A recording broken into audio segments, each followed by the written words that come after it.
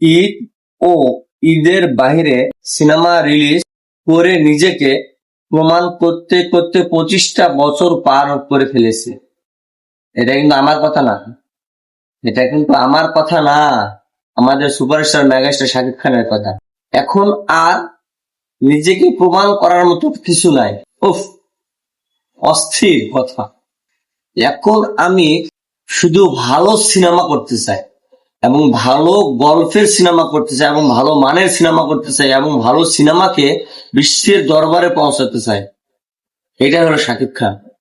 আর কিছু কিছু প্রযোজক, কিছু কিছু পরিচালক দুই একটা সিনেমা করতে না করতে তারা বলে যে আয় আয় খেলা হবে, ঈদ বাদে ছবি রিলিজ করে দেখান না, কত হিট পারা দেয়।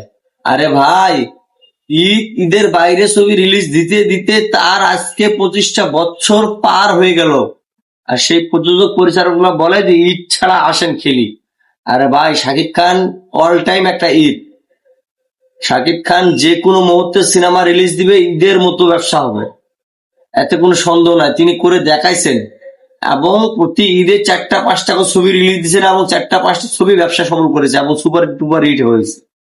আর সেই চান্দিশিলা লোকজন আপনারা বলেন যে ঈদ ছাড়া খেলি। খেলোয়াড়কে যেখানে নেমে দেন খেলোয়াড় সেখানে খেলতে পারবে সে যদি খেলোয়াড় হয়। ঠিক আছে ভাই, আর বেশি কিছু বলার দরকার নাই। তিনি খুব সুন্দর কথা বলেছেন তুফান টিমের কনফারেন্সে, অস্থির কথা বলেছেন এবং কথাগুলো কোনো বাস্তবতা কথা এবং মনে লাগার মতো কথা।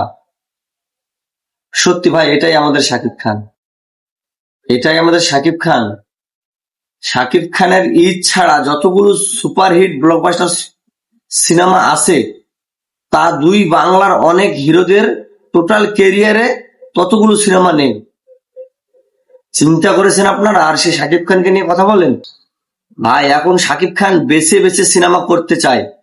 শাকিব খান বলছে দরদ অন্য আরেকটি সিনেমা ঈদ ছাড়া রিলিজ দিবে। শাকিব খানের এখন প্রমাণ করার কিছু নেই, তিনি এখন থেকেই তুফানের মতো ভালো ভালো সিনেমা করে যাবেন বলে আমরা আশাবাদী। তো তিনি তাই করতেছেন। এখন কিছু কিছু প্রযোজক, কিছু কিছু পরিচালক তার সঙ্গে সিনেমার ডেট এবং ভালো মানের গল্প এবং ভালো বাজেটের সিনেমা করতে পারতেছে না, তাই তারা আজকে শাকিবের বিরোধী।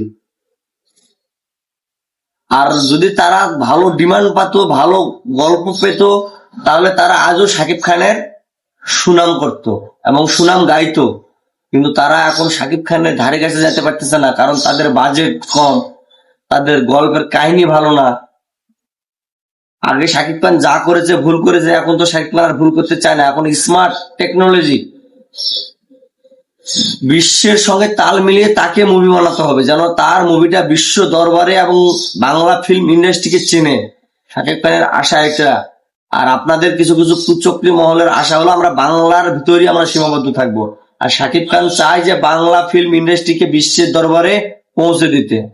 তো ভাই, শাকিব খানকে নিয়ে আর কথা বলিয়েন না আজে বাজে। আর শাকিব খানের ক্যারিয়ার নিয়ে আপনার প্রমাণ করার কিছু লাগবে না। শাকিব খান এরকম সিনেমা প্রতিটা ঈদ বাদও রিলিজ দেখে তিনি তার কারিশমা দেখাইছে। আর তাকে বলিয়েন না যে ঈদ বাদে খেলে আসেন, এভাবে আর বলিয়েন না ভাই। হ্যাঁ, আপনাকে শাকিবকে ভালো লাগে না, আপনি শাকিবকে নিয়ে সিনেমা করবেন না, ভালো কথা, আপনি অন্য হিরোদের নিয়ে করেন ভাই, কিন্তু একটা ভালো আর্টিস্টকে আর অসম্মান করিয়েন না। যাই হোক সাকিবেন বন্ধুরা, যদি আমার কথাগুলো ভালো লেগে থাকে এবং কথাগুলো যুক্তিসম্মত মনে হয়ে থাকে, অবশ্যই লাইক করবেন, কমেন্ট করবেন এবং সাকিবেন বন্ধুরা আমার ভিডিওটা শেয়ার করবেন। কিন্তু আপনারা শেয়ার করতেছেন না কেন ভাই? আমি তো আপনাদের মতো এক সাকিবিয়ান। দয়া করে ভিডিওটা শেয়ার করবেন এবং লাইক করবেন, কমেন্ট করবেন।